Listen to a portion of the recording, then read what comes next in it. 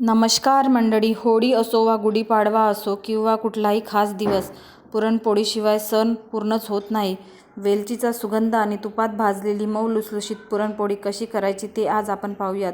तर व्हिडिओ शेवटपर्यंत नक्की बघा. यामध्ये मी काही खास ट्रिक्स अँड टिप्स सांगणार आहे, त्यामुळे तुमची पुरणपोळी कधीही फाटणार नाही आणि एकदम मऊ लुसलुशीत आणि परफेक्ट अशी तयार होणार.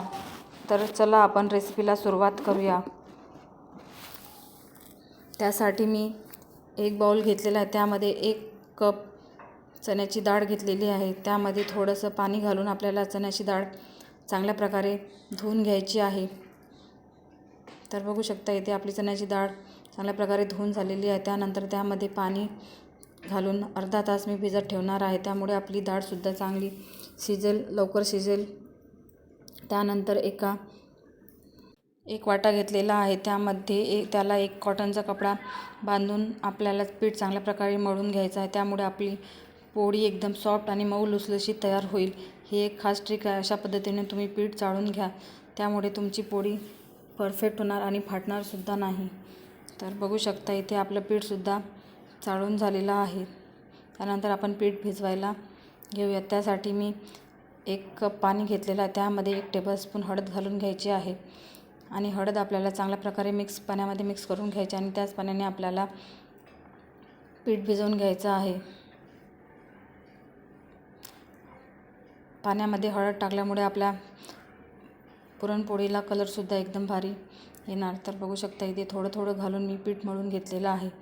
त्यानंतर त्यामध्ये आपण मीठ घालून घेतलेलं नव्हतं. त्यानंतर त्यामध्ये 1 टेबलस्पून मीठ, थोडीशी साखर आणि त्यामध्ये पाणी घालून आपल्याला हे चांगलं एकजीव करून घ्यायचं आहे. यामुळे आपली पोळी एकदम सॉफ्ट आणि पीठसुद्धा एकदम मऊ असा तयार होईल. त्यानंतर वाट्यामध्ये गोळा ठेवून त्यामध्ये गोळा डुबेल एवढा पाणी घालून आपल्याला अर्धा तास ठेवायचं आहे. तर त्यानंतर आपली डाळसुद्धा चांगली भिजलेली आहे. त्यानंतर आपण कुकरला डाळसुद्धा शिजवून घेऊयात.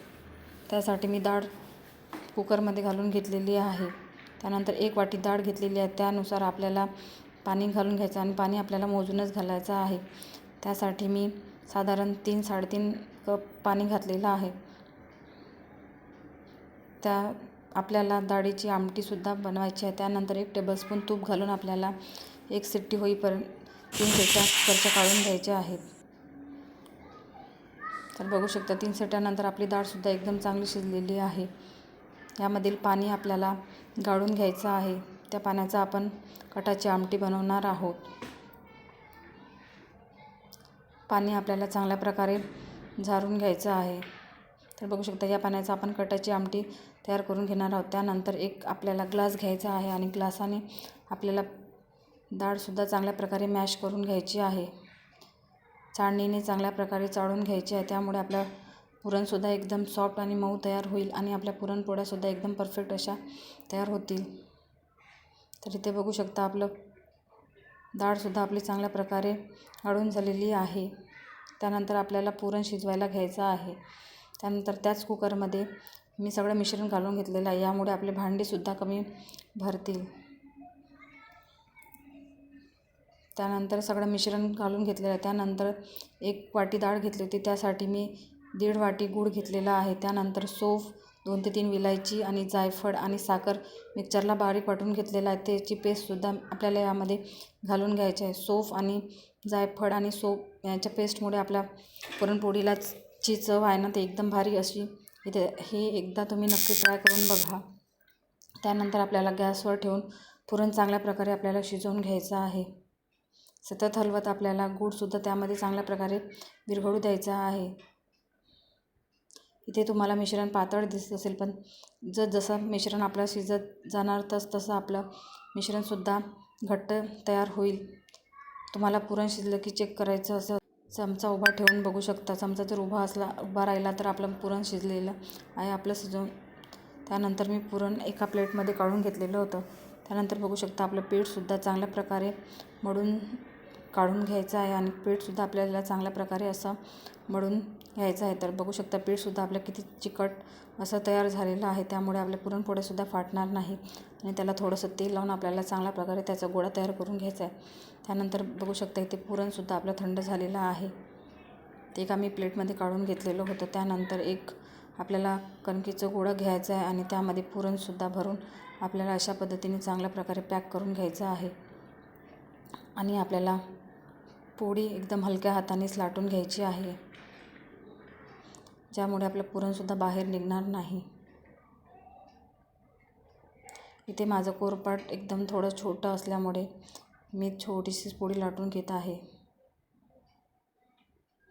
त्यानंतर तव्यावर थोडंसं तूप घालून घेतलेलं होतं. तूपसुद्धा आपल्याला तव्याला चांगल्या प्रकारे पसरवून घ्यायचं आहे. त्यानंतर आपल्याला पुरणपोळी त्यावर घालून घ्यायची आहे. तर इथे बघू शकता मी पुरणपोळी त्यावर घालून घेतलेली आहे आणि आपल्याला एक साईडने थोडीशी शिजली की त्याला पलटून घ्यायचं आहे. तर आपली पोळीसुद्धा एक साईडने चांगल्या प्रकारे फुलत आहे. त्यानंतर त्याला पलटून घ्यायचं आहे.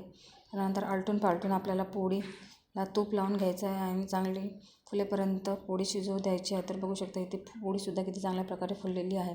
त्यानंतर दुसरी पोळीसुद्धा मी तशाच प्रकारे करून दाखवत आहे. तर बघू शकता दुसरी पोळीसुद्धा आपल्या सगळ्याच पोळ्या चांगल्या प्रकारे फुललेल्या आहेत.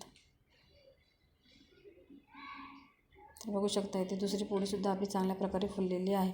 अशाच प्रकारे मी पुरणपोळ्या तयार करून घेतलेल्या आहेत. तर बघू शकता इथे आपली पुरणपोळी मऊ लुसलुशीत अशी तयार झालेली आहे.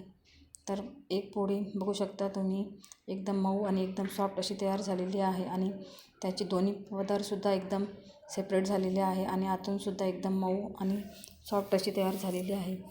तर सणासुदीला पोळी नक्की ट्राय करून बघा आणि व्हिडिओ आवडल्यास लाईक करा, कमेंट करा आणि चॅनलवर नवीन असाल तर सबस्क्राईब करा आणि पुन्हा भेटूया अशाच नवनवीन रेसिपीमध्ये. तर चला बाय.